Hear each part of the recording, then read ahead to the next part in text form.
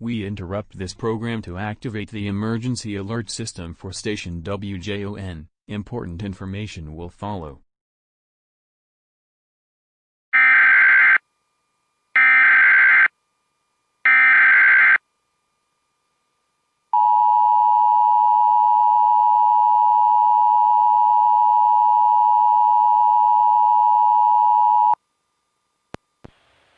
A civil authority has issued a local area emergency for the following counties/areas.